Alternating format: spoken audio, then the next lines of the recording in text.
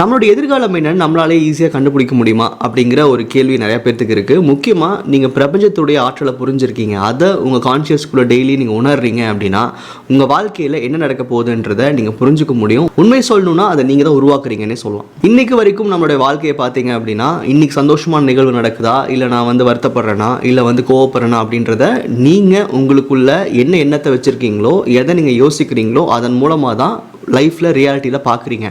அப்படி இருக்கும்போது என்னுடைய ஒவ்வொரு நாளும் என்னுடைய எண்ணங்கள்னால தான் உருவாகுது.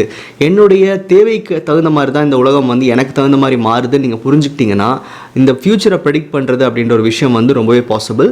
ஈர்ப்பு விதியை தன் வாழ்க்கையோட அங்கமாக மாற்றிக்கிட்டு அதை சரியாக புரிஞ்சுக்கிட்டு தன்னோட தேவைகளை தனக்கு தகுந்த மாதிரி பழகிருக்க எல்லாத்துக்குமே தெரியும் தான் ஃப்யூச்சர் எப்படி இருக்க போகுது, அதை எப்படி நான் கொண்டு போக போகிறேன், அந்த இடத்துல என் மனநிலை எப்படி இருக்குன்ற அந்த கம்ப்ளீட் ப்ரெடிக்ஷன் அவங்களுக்கு நல்லாவே தெரிஞ்சிருக்கும். நம்மளை சுற்றி இருக்கிற எல்லா நிகழ்வுகளையும் சரி மனிதர்களையும் சரி நம்ம தான் உருவாக்குறோம், நம்ம தான் இயக்குறோன்னே சொல்லலாம். இதுக்கு நீங்கள் செய்ய வேண்டியது உங்களுடைய வாழ்க்கை எப்படி இருக்க போகுது, நீங்கள் எங்கே இருக்கணும், எந்த மாதிரி விஷயங்களை நீங்கள் அனுபவிக்கணும் அப்படின்ற ஒரு கம்ப்ளீட் ஃப்ரேம் ஒர்க்கை உங்களை சுற்றி உருவாக்குங்க. அதாவது இப்போ நீங்கள் இங்கே இருக்கீங்க அப்படின்னா உங்களை சுற்றி என்ன விஷயங்கள்லாம் இருக்கணும் அப்படிங்கிற ஒரு கட்டமைப்பை உங்கள் கான்ஷியஸ்குள்ளே உருவாக்க ஆரம்பிங்க. இல்லை முடியலையா ஒரு பேப்பர்லேயோ இல்லை ஒரு நோட்லேயோ கூட நீங்கள் ஃப்ரேம் ஒர்க் பண்ணலாம்.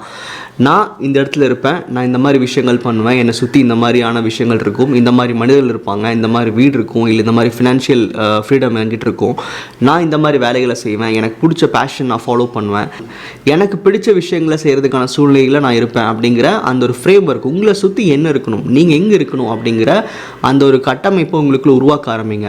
ஸோ உங்களை நடுவில் வச்சுக்கோங்க. உங்களை சுற்றி என்னென்ன விஷயங்கள் இருக்குன்றதை நீங்கள் ட்ரா பண்ணலாம், இல்லாட்டி எழுதிக்கலாம். இதுக்கு என்ன காரணம் அப்படின்னா நம்ம எப்பவுமே எனக்கு இந்த விஷயம் வேணும், இந்த பொருள் வேணும், இந்த சந்தோஷம் வேணும், இல்லை இந்த மாதிரி விஷயங்கள் வேணும்னு சொல்லி நம்ம ஒரு அசம்ஷன்ஸில் தான் மேக்ஸிமம் நம்ம லைஃப் ரன் பண்ணுறோம்.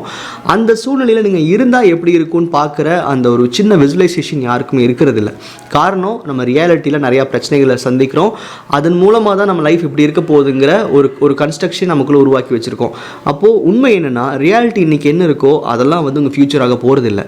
நீங்கள் நல்லா யோசிச்சு பாருங்கள், 5 வருஷத்துக்கு முன்னாடி நீங்கள் இருந்ததுக்கும் இன்றைக்கி நீங்கள் எவ்வளோ டெவலப் ஆகிருப்பீங்க. அது மாதிரி நம்ம க்ரோத் ஃபேக்டர்ன்றது நீங்கள் என்ன வச்சுருக்கீங்க, என்ன செயல் செய்கிறீங்க, இன்றைக்கி நீங்கள் என்ன முயற்சிகள் எடுக்கிறீங்க, இதை பொறுத்து தான் நம்மளுடைய ஃப்யூச்சர் அமைய போகுது. அதுக்கு முக்கியமான ஒரு விஷயம் உங்கள் எண்ணங்களில் அதுக்கு நீங்கள் தயாராகணும் அப்படின்றது தான். ஸோ ஃப்யூச்சரை ப்ரெடிக்ட் பண்ணுறதுன்றது ரொம்பவே சுலபம். முதல்ல நீங்கள் உங்களை சுற்றி என்ன இருக்கணும் நீங்கள் டிசைன் பண்ணுறீங்களோ அதுதான் உங்கள் ஃப்யூச்சராக இருக்க போகுது. இன்றைக்கி நீங்கள் உங்களோட ஃப்யூச்சர் நீங்கள் எதை வரைகிறீங்களோ எதை எழுதுறீங்களோ கண்டிப்பாக நீங்கள் ப்ரெடிக்ட் பண்ணுற மாதிரி அதே விஷயங்கள் தான் உங்கள் ஃப்யூச்சரில் இருக்கும். இந்த மாதிரி உங்களை சுற்றி ஒரு ஃப்ரேம் ஒர்க் நீங்கள் உருவாக்குறீங்கன்னா அதுக்கு எந்த ஒரு நேரமும் செட் பண்ணாதீங்க. இந்த வருஷத்தில் நான் இப்படி இருப்பேன், இவ்வளோ வருஷங்களுக்கு அப்புறம் நான் இப்படி இருப்பேங்கிற மாதிரி எந்த ஒரு விஷயத்தையும் நீங்கள் மென்ஷன் பண்ண வேண்டிய அவசியம் கிடையாது. ஒன்ஸ் நீங்கள் உங்கள் எதிர்பார்ப்புகள் இந்த மாதிரி நீங்கள் ஃப்ரேம் ஒர்க் பண்ணிட்டீங்க அப்படின்னா உங்கள் எனர்ஜி அது உருவாக்குறதுக்கும் அந்த ஒரு சூழ்நிலைக்குள்ளே நீங்கள் போகிறதுக்கும் உண்டான பாசிட்டிவ் தாட்ஸ் மட்டும்தான் இருக்கணும்.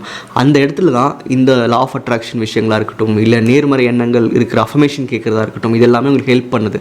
ஸோ ஈர்ப்பு விதியை நீங்கள் தொடங்குறீங்க, இல்லை ஈர்ப்பு விதிக்குள்ளே நீங்கள் நிறைய விஷயங்கள் மேனிஃபெஸ்ட் பண்ண நினைக்கிறீங்கன்னா முதல்ல உங்களுக்கு தேவையான இலக்குகள் என்ன, உங்களோட லைஃபோட உண்மையான நெசசிட்டிஸ் என்னன்றது நம்ம புரிஞ்சு வச்சிருக்கணும்.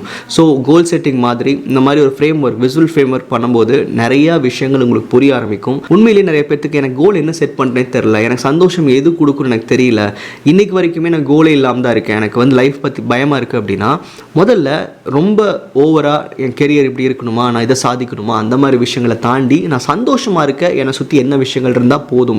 இது மெட்டீரியலிஸ்டிக்காக லிமிட் பண்ண வேண்டாம்.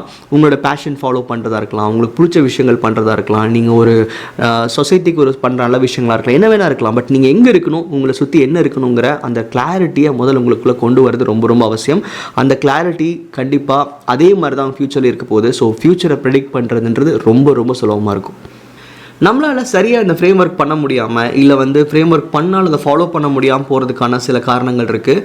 முக்கியமாக இந்த இடத்துல தான் உங்கள் ஃப்யூச்சரை ப்ரெடிக்ட் பண்ணுறதுக்கு நீங்கள் ஃபெயில் ஆகிறீங்கன்னே சொல்லலாம். இதுக்கு முக்கியமான சில காரணங்கள் என்னென்னா நம்மளால் நம்ம கான்ஷியஸ்குள்ளே ஒரு இமேஜினேஷன் உருவாக்க முடியறதில்ல, நம்ம தேவைகளை புரிஞ்சிக்க முடியறதில்ல, நம்ம தினமும் இதுக்காக எந்த ஒரு கன்சிஸ்டன்ட் ஆக்ஷன்ஸும் எடுக்கிறது இல்லை, ட்ரை பண்ணுறதே கிடையாதுன்னு கூட சொல்லலாம். அடுத்தது முக்கியமான விஷயம் பயம். இந்த பயம் அப்படின்றது நீங்கள் ஒரு விஷயத்தை முயற்சி பண்ணுறதுக்கு முன்னாடி உங்கள் கான்ஷியஸ்குள்ளே உருவாகிறது. நல்லா யோசிச்சு பார்த்தீங்கன்னா, நீங்கள் ஒரு முயற்சி செஞ்சாங்க, ஃபெயில் ஆகலை, ஆனால் ஃபெயில் ஆகிட்டா என்னன்ற பயம் கான்ஷியஸ்குள்ளே இருக்குது. ஸோ முதல்லே சொல்லியிருக்கேன், ஃபியர்ன்றது ஒரு இல்யூஷன் தான், அது ரியாலிட்டியில் உண்மையிலே இல்லை. ஒருவேளை நீங்கள் நினச்சி பாருங்களேன், நீங்கள் பயப்படுற விஷயம் அந்த நிமிஷம் நடந்துட்டா அந்த பயம்ன்றதுக்கான காரணமே கிடையாது. ஸோ பயம்ன்றது எதிர்காலத்தை நோக்கினதானே தவிர இன்றைக்கி என் லைஃப்பில் உண்மையிலேயே எந்த பிரச்சனைகளும் கிடையாது. நான் இமேஜினேஷனில் தான் பயப்படுறேன். நான் அந்த இடத்துக்கு போய் சேர்றதுக்கு முன்னாடியே என் கான்ஷியஸ்குள்ளே உருவாகிறது தான் பயமே தவிர, அந்த நாளில் அந்த விஷயத்தை நீங்கள் ஹேண்டில் பண்ணுறதோ, நீங்கள் எது பயம்னு சொல்கிறீங்களோ அதை நீங்கள் கையாளுறதோ அந்த இடத்துல எந்த பிரச்சனையும் இருக்காது. உங்கள் அசம்ஷன் தான் உங்களுக்கு பயத்தை கொடுக்குது. ஸோ இது கம்ப்ளீட் இல்யூஷன். ஃபியர் அப்படின்றது உங்களுடைய ஃப்யூச்சரை ப்ரெடிக்ட் பண்ணுறதுக்கு ரொம்பவே டிஸ்டர்ப் பண்ணும்.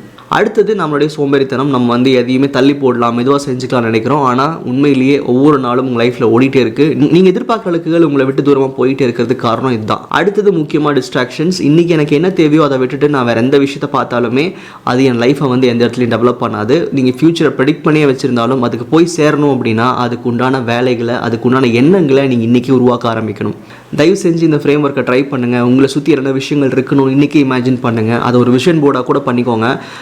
உங்களுக்குள்ளே இருக்கிற அந்த கம்ப்ளீட் பவரை, அந்த சக்தியை நீங்கள் புரிஞ்சுக்கிட்டீங்க அப்படின்னா லைஃப்பை நான் ப்ரெடிக்ட் பண்ண வேண்டிய அவசியம் இல்லை. என் ஃப்யூச்சரை நான் தெரிஞ்சுக்கணுங்கிற அவசியம் இல்லை. ஏன்னா அந்த ஃப்யூச்சரே நான் தான் உருவாக்குறேன்ற அந்த ஒரு கம்ப்ளீட் அண்டர்ஸ்டாண்டிங் உங்களுக்கு வரும். நன்றி.